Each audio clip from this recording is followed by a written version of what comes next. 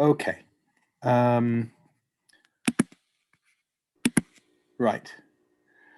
So let me begin by first introducing Malcolm Perry. Malcolm did his undergraduate in Oxford and then moved to Cambridge for his PhD with Stephen Hawking. And while there, he became a research fellow at King's and then moved to do a postdoc at the Advanced Institute in Princeton. Following that, he was junior faculty at the University of Princeton and then moved to Cambridge, where he was a college fellow at Trinity and then a professor of theoretical physics there, and then came to Queen Mary, I think 2 years ago or so. Now, I guess Malcolm has had a very broad set of interests throughout his life. He's worked on everything from quarks to black holes and everything in between. And he's going to talk to us about his interests and so on over the years. But perhaps I'm going to begin by asking Malcolm a question. When you began your PhD, what were the big problems in theoretical physics then? Well, that's kind of so long ago, it's hard to remember. But the first meeting I had with Stephen, he said, "Are you interested in cosmology or in black holes?" So I immediately said black holes because I knew the correct answer. Big problems in theoretical physics at that time? Well, let's leave aside condensed matter because I don't know anything about that. What had happened in black hole physics was that a lot of the classical theorems about the nature of black holes were well understood. And the very first seminar that I went to was when Stephen Hawking unveiled his treatment of particle production by black holes, that is the thermal production of radiation by black holes, which has still led to a number of problems which we simply do not understand. So we don't understand the nature of a quantum theory of gravitation. We don't understand what singularities are, that is, say, space-time singularities. In some sense, you can think of a space-time singularity as being the boundary of space-time. They occur inside black holes, at least in the classical theory, and they occur at the beginning of the universe, at least in the classical theory. But all kinds of singularities are things which a classical theory cannot cope with. Ultimately, you have to replace things by a quantum theory, and hopefully that will resolve our problems of how to deal with singularities. So an example of a singularity would be in fluid mechanics. You could imagine that the velocity of a fluid would become infinite somewhere. That, of course, means that the theory has broken down. It could be that this velocity becomes infinite in a small region of the fluid, in which case it's easy to see what has gone wrong. You've forgotten that the fluid is made of atoms and is not a continuum. So that's an example of the kind of thing that can go wrong when you have singularities. Other problems? Well, problems in particle physics at that time more or less were going away for the simple reason that the standard model existed, although quantum chromodynamics wasn't really appreciated at the time. And in fact, I wrote a paper on quantum chromodynamics, which was one of the first papers around on the subject. Let's see, what other problems were there? Well, there was a problem of anomalies, and the fact that anomalies in quantum field theory existed and they needed to be cancelled. So, for example, you couldn't have 5 quarks or 3 quarks, you had to have 4 or 6. Those weren't known at the time. One of the defects of the standard model was that the Higgs particle was not known, but that was subsequently discovered, although relatively recently. The origin of CP violation wasn't remotely understood. And cosmology was in a very primitive state compared to the way things are now. One really did not know very much about what happened really earlier than the time of nucleosynthesis. That is the time when, I guess, quarks turn into protons and neutrons, and then there are nuclear reactions which form helium, um, giving just helium and hydrogen and very little else. Anything earlier than that was simply not understood. So the concept of inflation didn't exist. It means our view of cosmology was really pretty primitive. Um, I think that summarizes most of the problems that were around at the time. Lots of people were working on classical general relativity in Cambridge at the time. Um, but as far as I could see, a lot of this was trying to find new solutions to Einstein's equations. I didn't find that very interesting because the interesting ones were still sufficiently hard to understand. Um, so, there were all that was, I guess, everything that you wanted to know about black holes classically, you already knew. You knew about the uniqueness theorems. You knew that Kerr-Newman solutions were the only solutions that made any sense. You knew about So the I was going laws to of, say, what do you think's happened since that has really improved our knowledge of things, either experimentally or theoretically?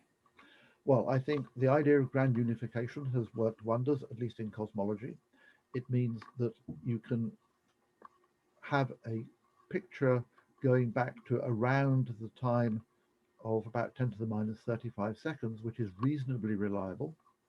Um, inflation as something which describes the very early universe and explains why the universe seems to be pretty much isotropic and homogeneous, was a great uh, idea.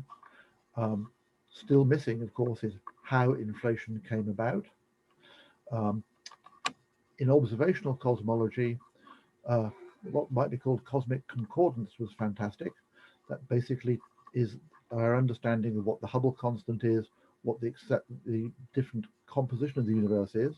That is to say, um, around 4% matter, about 70% cosmological constant, and around 27% dark matter, whatever dark matter is. Um,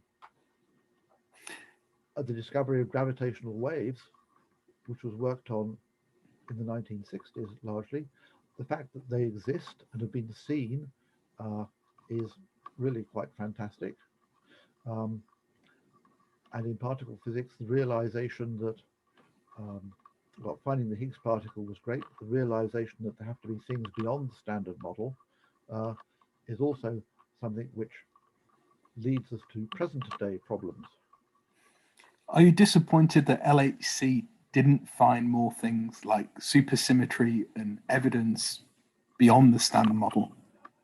Um, yes, it would have been nice if they had, but some of my friends, in particular Gordy Kane, said, of course, they're never going to see supersymmetry. You have to improve things by an order of magnitude, not incrementally, if you want to see something really new.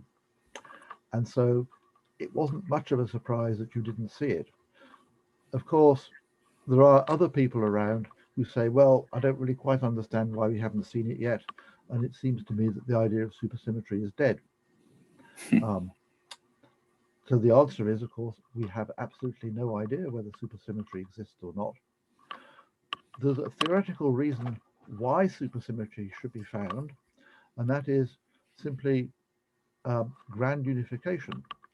So grand unification is a way of uniting the strong interactions, the electromagnetic interactions, and the weak interactions into one grandiose theory. So strong interactions are controlled by SU3 of color, and electroweak interactions are controlled by SU2 cross U1, SU2 of the weak interactions and U1 of electromagnetism. And that can be unified into a larger group, SU5. And so one idea about grand unification is that everything really derives from a theory in which SU5 is the real symmetry of the world rather than SU3 cross SU2 cross U1.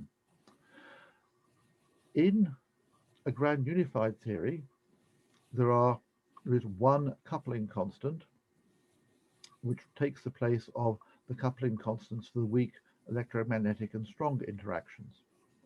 But the values of these coupling constants depend on the energy scale that you're looking at. So if you ask yourselves, what happens if you change the energy scale, you will discover the strong electromagnetic and weak coupling constants all unite at a scale of around 10 to the 15 GeV. It's almost true that they unite in just the standard model. It is much closer to being true that they exactly unite if you make the standard model supersymmetric. So that's a good theoretical reason why there should be supersymmetry. Okay. But we haven't found it. So a lot of what you spoke about was one of the key problems was understanding quantum theories of gravity. And string theory is one candidate theory. So do you think string theory has worked out in the sense that it was promised to be the quantum theory of gravity? Does string theory do what it's promised? Well, that's an interesting question. Sort of yes and sort of no. So let me try to describe what the issues are. So the idea in string theory is that instead of thinking about particles as being fundamental objects, you think about strings, one-dimensional objects, which can either be line segments or circles, as being the fundamental objects of the theory. A reason to do this was discovered by Joel Shirk and John Schwartz way back in 1973, when they discovered that the spectrum of strings that are supersymmetric necessarily contained a spin-2 massless particle. Now, a spin-2 massless particle is what you'd expect to be the quantum of a gravitational wave. In ordinary quantum field theory, trying to construct a theory that doesn't have uncontrollable infinities in it and contains a massless spin-2 particle has been proved to be impossible if you want to preserve various things which you think to be essential for a quantum field theory, namely causality, that is to say you don't want things to travel faster than the speed of light, and unitarity, meaning that you don't want probabilities to lie outside the range 0 to 1. So something had to change if you want to describe gravity. So in string theory, at least supersymmetric string theory, there is a natural candidate for graviton. And so you can investigate whether or not string theory has uncontrollable infinities in it associated with a graviton, like we'd have in ordinary quantum field theory, and you'll discover there are no uncontrollable infinities. So you feel very good about that. The next thing you might do is to ask yourself, well, does that fit in with everything else? Does it fit in with our ideas about gravitation, about the nature of space and time? And you'll discover that string theory only makes sense if the strings are propagating in a space-time that obeys the Einstein equations. So you think that's very good. The next thing that you will think is less good.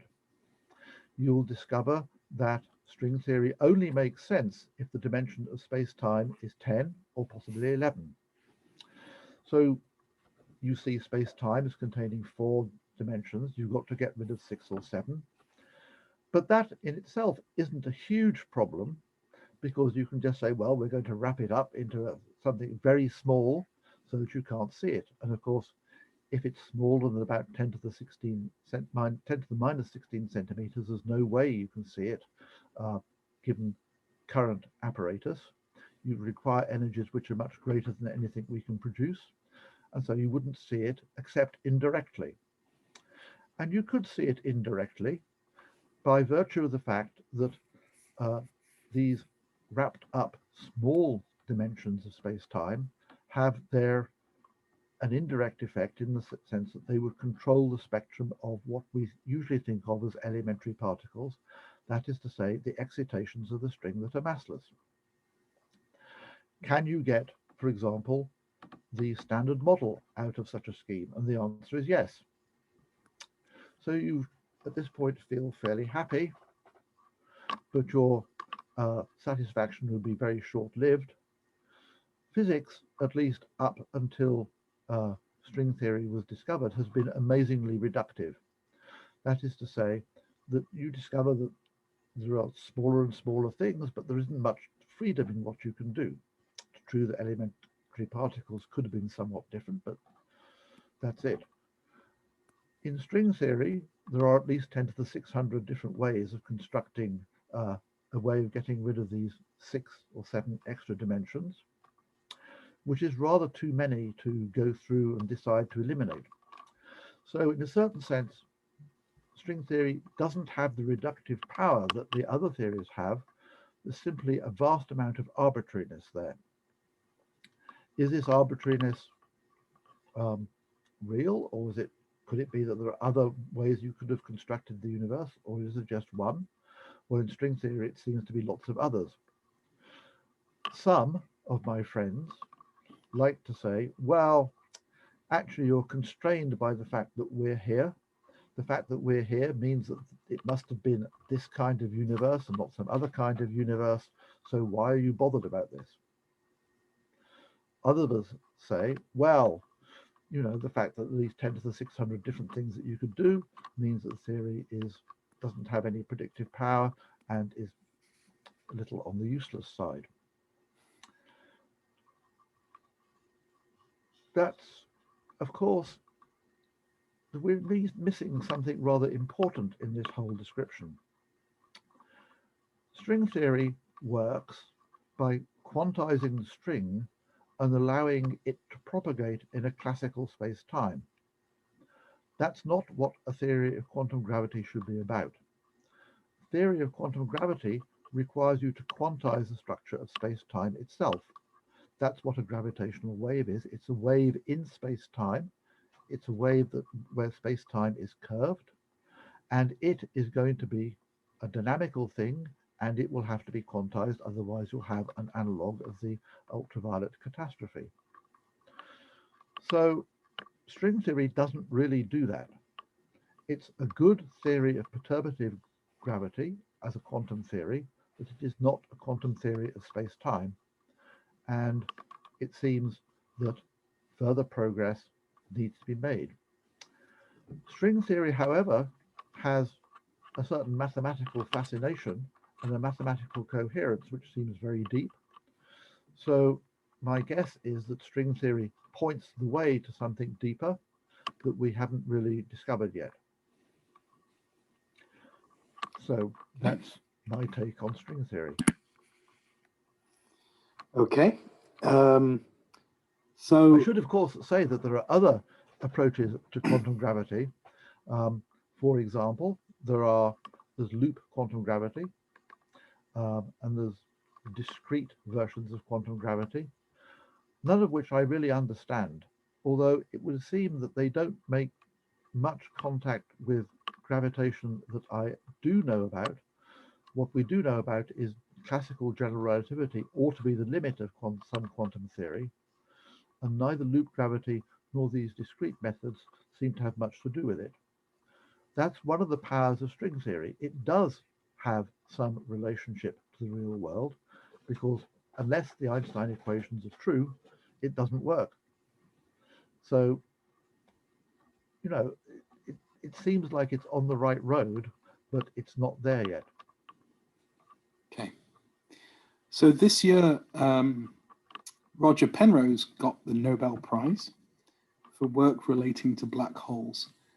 Perhaps you could explain to people why Penrose deserves the Nobel. Oh, well, that's easy. So what Roger did that was truly amazing was to discover the first singularity theorem in general relativity. So let me tell you precisely what that is. if you have a black hole forming, then what he showed was that there must be a boundary to space-time, and that boundary is what is called the singularity. Now let's see what is really meant by a black hole. So the idea is very simple.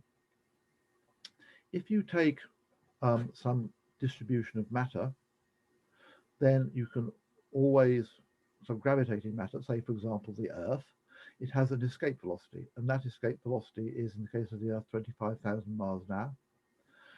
But if you shrank the Earth, the escape velocity would go up, and eventually you'd reach a situation in which the escape velocity was the speed of light. When that happens, of course, nothing can escape, not even light, and so you'd form what is called a black hole. In the case of the Earth, this would be a ridiculously dense object. But for things like stars that run out of nuclear fuel, if their mass is above around 2.5 times the mass of the Sun, you can't stop their collapse under their own gravitational pull. It might be that they explode as a result of some nuclear event, but if they don't explode in the form of a supernova, then forming a black hole is an inevitable consequence. The density of such things isn't too large. It's around 10 to the 15 grams per cc, the same as the atomic nucleus. Black holes are also, huge black holes are also found in the centers of galaxies, up to 10 to the 8 solar masses in the center of Sagittarius star. And I'm sorry, in the center of M87, Sagittarius star is only about 10 to the 6 solar masses. That doesn't have enormous density, it's just about the same as density of water. There's nothing peculiar about that's going to stop you forming these things. So once you've formed a black hole, what Roger proved was that inside there must be a boundary to space-time. So that means if you fall into a black hole, you'll fall off the edge of space-time. You could ask yourself what that means, and I can't tell you. I can only tell you that classical general relativity, which is the picture used to derive it, breaks down, and presumably a quantum theory of relativity or gravitation will let you understand what's really going on. It's fortunate that these singularities appear inside black holes and not outside. So another of Roger's achievements was to formulate what is now known as the cosmic censorship conjecture, for which there are some weak results at present. It's very hard to prove the cosmic censorship conjecture. In fact, hasn't been done. But what it basically says is that all singularities that form in our future will be hidden inside an event horizon, inside a black hole. So that's, mathematicians, of course, are fond of producing conjectures. That one is another one of his achievements. In addition, I have to say that he's done an awful lot of work on the technical aspects of black hole physics, particularly classical black hole physics. And I think that people taking the idea of black holes seriously is essentially due to him. This is astrophysical black holes. I recently had a conversation with him, and he said that when he started out, nobody really believed that black holes existed. Whereas now, black holes seem to be a totally established and firm fact. I mean, I remember that when I was a graduate student, you still saw papers being produced that said, well, black holes can't exist because. So I think that less obvious achievement of Roger is to make black holes something which astrophysicists know about, have discovered, and turned into a respectable field of study. Without him, it would have taken longer. So then let's move now to what Stephen Hawking did in terms of what's called the black hole information paradox. So can you explain what that is? Well, I'll give that one a try because it's a bit technical. So the idea is that quantum mechanics is supposed to tell you how things evolve as a quantum system. So what Stephen Hawking discovered was that black holes radiate, and the radiation looks like black body radiation. The temperature at which it's produced is inversely proportional to the mass of the black hole. So let's think about what happens if a black hole is formed. The matter that forms a black hole undergoes gravitational collapse. A black hole forms, but then it will start to produce thermal radiation. The thermal radiation causes the black hole to lose mass, lose energy. And because the temperature is inversely proportional to the mass, the temperature will go up as the mass goes down. So that means that if you wait a bit, the black hole will produce hotter radiation than when it started off. And eventually, after a long time, the temperature will become very large, the mass will decrease rapidly, and eventually the black hole will presumably disappear because there will be no energy left, or no mass left. The lifetime of a black hole scales like the mass cubed, and you can ask yourself what kind of, how long will a black hole live? For a stellar mass type black hole, the current temperature would be about 10 to the minus 7 absolute, which is about the coldest temperature that anyone has produced on Earth. And its lifetime is an alarming 10 to the 67 years.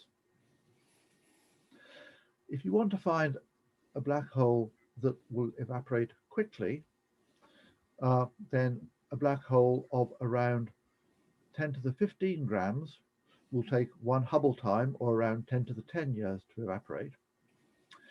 And it's just within the realms of possibilities that such things could be formed in the early universe, and they would be exploding right now, although no evidence of that has been seen. You could imagine that in some kind of string theory scenarios, you could form tiny black holes, and indeed one of the suggestions was that the LHC would produce tiny black holes inadvertently, and they would evaporate, causing us quickly because they'd be tiny, and therefore cause a certain amount of chaos as far as CERN was concerned. Fortunately, that didn't seem to happen. So that's the sort of idea. The black holes will be formed and then disappear. The information paradox is purely a theoretical problem. Let's imagine that you start off with what's called a pure quantum mechanical state. That's something which has no entropy. That forms a black hole. Then you wait a bit, the black hole disappears and leaves nothing but thermal radiation, according to Hawking. But thermal radiation has a large amount of entropy. If you just ask about the entropy of black body radiation, well, it's 4/3 sigma Vt cubed for something sitting in a box of volume V at temperature T, where sigma is equal to the Stefan-Boltzmann constant. I'll remind you that the energy under such circumstances would be sigma Vt to the 4th. But quantum mechanics tells you that entropy at a fundamental level can't change. So quantum mechanics cannot describe the process that Hawking seems to have discovered. And that's the information paradox. Information appears to be annihilated by the black hole. Of course, that makes perfect sense in our pictures of black holes, because if you throw matter into a black hole, in classical general relativity at least, the matter will fall off the edge of space-time and disappear. so we shouldn't feel surprised. Hawking suggested that quantum mechanics didn't work for black holes back in 1974. Well, that's fine. The trouble is that quantum mechanics works, and you would expect there to be virtual black holes in quantum mechanical processes, and they too would violate the usual rules of quantum mechanics, and no such phenomena is seen. As an example, you expect protons to decay more quickly than they do as a consequence of such processes. So it would seem that Hawking is wrong, and additional theoretical evidence for this comes from the ADS-CFT set of conjectures due to Maldacena, which seems to show that gravitational theories in d dimensions are equivalent to perfectly sensible quantum mechanical theories in d-1 dimensions. So that's another reason why you suspect that quantum mechanics has got to work. For the last almost 50 years, various attempts have been made to try and make sense of all of this, and I think it is fair to say that every single one of them so far has been a failure. Modifying quantum mechanics doesn't seem to give you anything which corresponds to anything that we have seen, and no one has had any serious ideas about how to preserve information. Which brings me on to my next question. What are you working on now? Well, I had an idea about that. I'm working on a possible resolution of the information paradox. Statistically speaking, my solution or conjectured solution will suffer the same ignominious fate as all other suggestions. It will have the advantage of being different. Very good. Okay. I think what I'm going to do is open up questions to other people. So if perhaps though first we could thank Malcolm. You can unmute yourself and applaud. Thank you very much, Malcolm. And if people have questions, then yes, feel free. No questions. No questions. Hello, yeah, I have a question. It's perhaps quite a hard question to answer, but something I just don't understand, and I'd like both of your opinions on. How can in string theory, how can a dimension be small? How does that work? How should I picture this? Because to me, dimensions don't have scale, is all. Well, so David is producing a model. This is excellent. So here is an example of a two-dimensional world where one dimension is large and one dimension is rolling up again small. Yeah. So this cylinder, of course, could go on forever. It's topologically a real line across a circle. The radius of the circle seems to be about a centimeter. Yeah. The length of the cylinder is, well, if you do it like that, A4 paper, but it could go on forever. So that's an example of one dimension that is wrapped up into something small.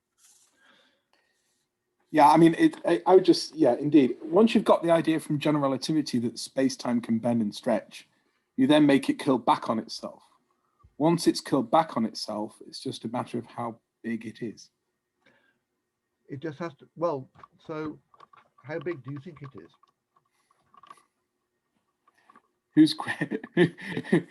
Who's that a question for? You.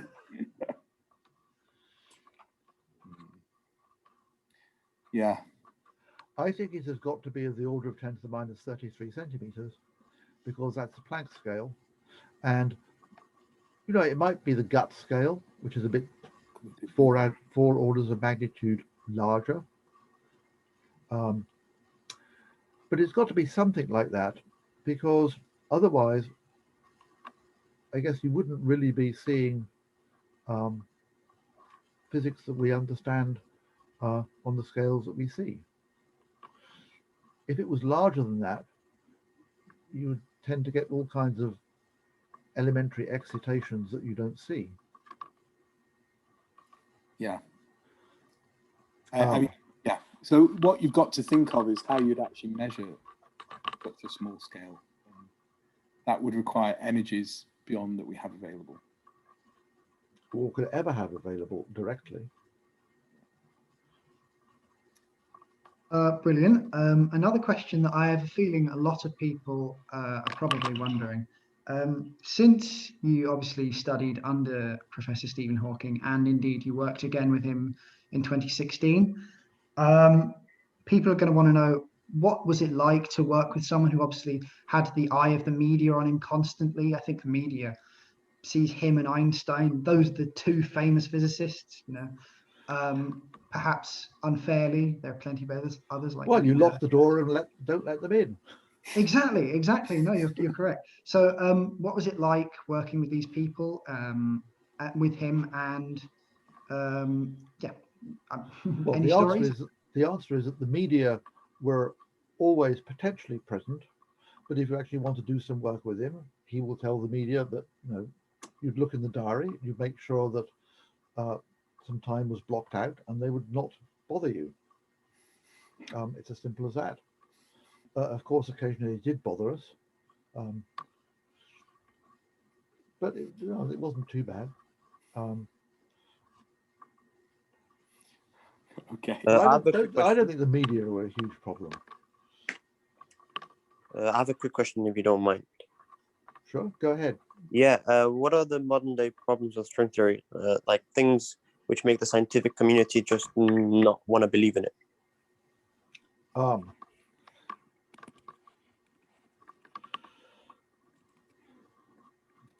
Well, I don't know quite who you are referring to, but I can think of various books on the subject.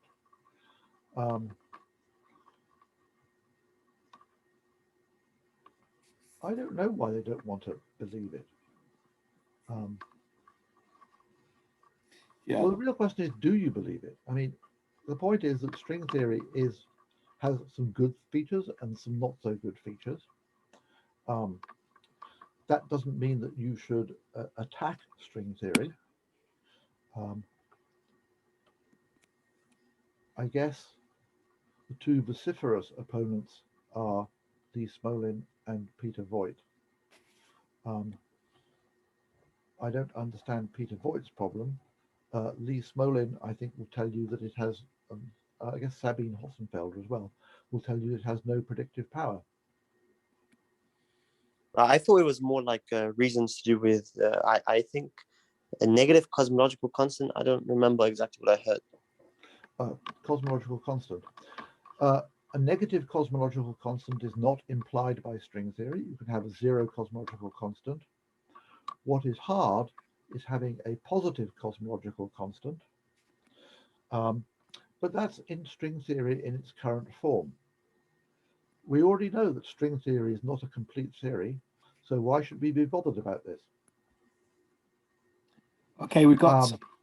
I was going to say we've got. Now, we can also ask ourselves about the positive cosmological constant. It's true that cosmic concordance tells you that it looks like there's a positive cosmological constant, but there is an issue about measuring it at different values of the redshift. And there you'll discover that recent observations have shown that things don't really quite work out as they should. At large values of the relatively large values of the redshift compared to local evaluations give dramatically different answers. And the recent results of Sarkar and his friends tell you that there is something dramatically amiss simply because the apparent dipole moment in the CMB does not reflect the dipole moment that you see in the distribution of galaxies. They are off by a factor of, well, getting on for an order of magnitude. So there is an issue there which sheds doubt on whether or not there really is a positive cosmological constant. So that's where I would rest the case. The positive cosmological constant is not as firmly established as some people would like to think, and string theory does not require a negative cosmological constant. So move on, perhaps. We've got lots of questions now that are appearing in the chat because people are too shy to ask questions without going to the chat. I'll read out some of the ones that are coming up. I can see three. So one person asked, can you tell us about the time when a student, undergraduate or postgraduate, stood out to you and why? Gosh.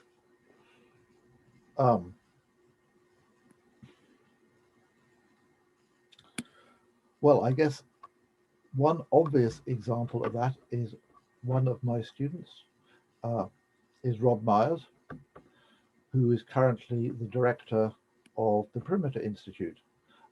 He stood out because he was very clever. And occasionally you do come across very clever students. What happened? How do you know that a student is clever? Well, the answer is a certain amount of independence. Not telling them what to do, but they will go off and do their own thing. I must say that when I was Stephen's student, it was kind of bizarre because in my first year, he was at Caltech and I wasn't. So the only way in which you could communicate with him was by telephone.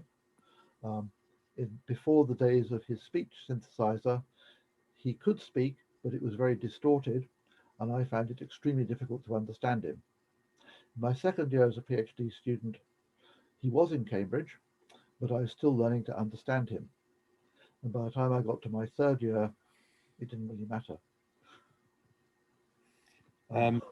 We've got maybe a question related. It's a cute one. What are your favorite solutions to the Einstein equations? Well, it's the favorite solutions. Well, that's plural, isn't it? Well, yeah. You know. I'm also asked, so I don't know. Well, I guess the most intriguing solution to the Einstein equations is the Schwarzschild solution. In fact, one of the first solutions to the Einstein equations ever found. What can I tell you about that? It was discovered by Schwarzschild in 1916, really almost as soon as general relativity had been published.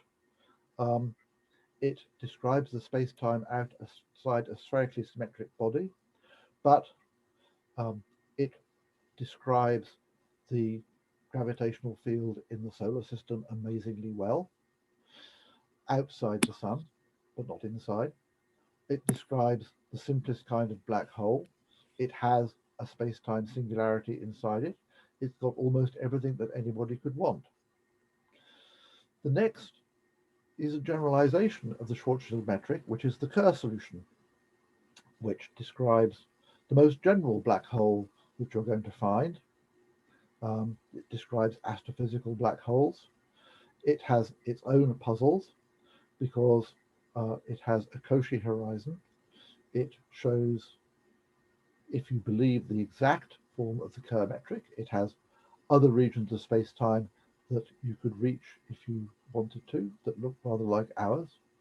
The Cauchy horizon is, however, unstable, which causes all kinds of interesting conjectures about the nature of cosmic censorship and the formation of singularities, all of which are undergoing active study right now in Cambridge and in Princeton. There's a follow-up question then to this. Somebody asks, what would the implications of a naked singularity be? Terrible. So in physics, what you would like to do is to specify a position and a momentum of a particle and ask yourself what that means for its behavior in the future. So that's just for a single particle moving somewhere. But in general relativity, and indeed all of physics, there's a generalization of that if you specify the positions and momenta of every particle and every field in the universe. You would like to be able to predict what happens in the future. That's what's called the Cauchy problem. If there was a naked singularity, you wouldn't be able to do that at all points in which you could see the naked singularity. So it would mean the end of predictability, which is the one thing that physics has been amazingly successful at. So the consequences are you could be unable to predict the future in classical physics. We have a question from Alexander. What do you think will be the next general relativity in terms of physical kookiness? I'm not sure how to interpret that. Well, general relativity isn't physically strange. It's passed every conceivable test that anyone's been able to think of. So the fact that it's kooky is, I think, unfortunately phrased. You could say that quantum mechanics is similarly kooky because neither general relativity nor quantum mechanics corresponds to what we like to think of as common sense, meaning what you discover every day. But that's because general relativity effects are things that you see on large scales, bigger than the human experience is usually, and quantum mechanics really seems to work, as far as we can tell at the moment, efficiently on small scales. Now, of course, quantum computation and communication, say, for example, with a light fiber, optical fiber, are things which rely on quantum mechanics on larger scales, but they're well tested.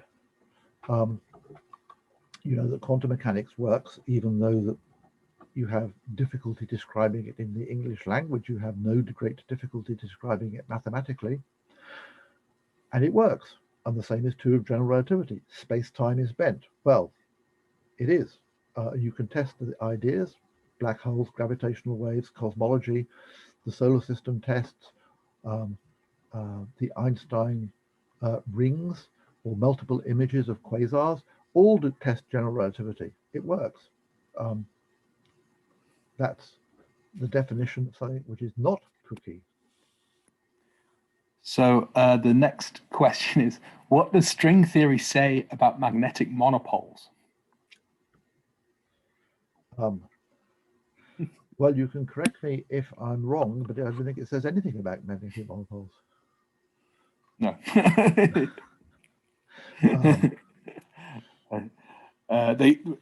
String theory doesn't stop them from existing. It doesn't compel them to exist either. It doesn't compel them to either.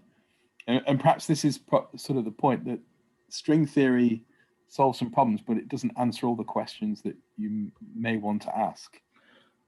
Well, for a good example would be, why are there three flavors? And string theory does not answer that. Any of these things. We've got another question. What does it mean to fall off the boundary of space-time? That's what would happen classically in general relativity at a singularity. I have no idea what it means. It means you've left the space-time. You arrive at the edge of space-time after a finite amount of your experience. You fall into a black hole, say a solar mass black hole, and what will happen is that a few seconds later you will encounter the singularity, which you interpret as the boundary of space-time, and that's it. You'd fall off the edge. It's like sailors used to think that if you sailed off into the Atlantic, you'd fall off the edge of the Earth. They were wrong. Who knows about singularities in general relativity? Because I don't. I mean, I would say the point is they actually can't be there. That it's a singularity in the theory, not in physics. Yeah, we don't know what that means. We have one other question, which is, what inspired you to study physics? That's a very interesting question.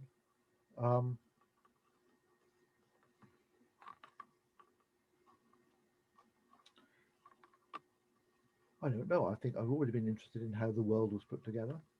I remember at primary school discovering that most stars stayed in the same place, but things like Venus and Mars appeared to move around. And the question then is, what made them different? So eventually I found out.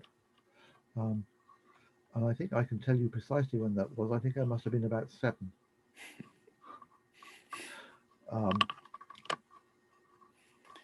Just went on from there. There was one other thing which I guess is important, and that is that I quite enjoy mathematics. The reason I'm not an experimental physicist is that mathematics is great fun. And experimental physicists don't seem to think that. So we've got one more question here, which is, 1 minute. If the censorship conjecture is true and the universe began with a singularity, are we in a black hole?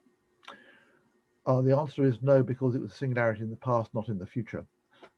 So what Penrose proved was that if a black hole formed, then there would be a singularity. Cosmic censorship says that such singularities would be hidden. Now, it's true that the universe appeared to begin with a singularity, and that was essentially proved by Stephen Hawking and Roger Penrose at a later stage than his black hole singularity theorem.